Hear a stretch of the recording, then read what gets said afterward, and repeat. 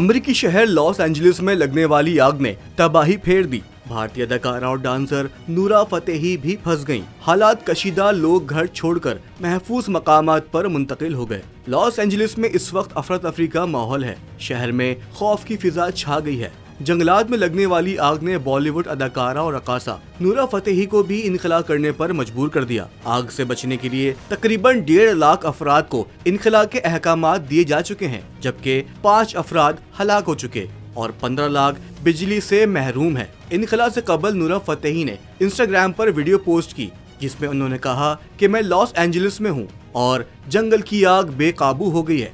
मैंने कभी ऐसा कुछ नहीं देखा। ये बहुत खौफनाक है। हमें सिर्फ 5 मिनट पहले इनखला का हुक्म मिला है, इसलिए मैंने जल्दी से अपना सारा सामान पैक किया और मैं यहाँ से निकल रही हूँ।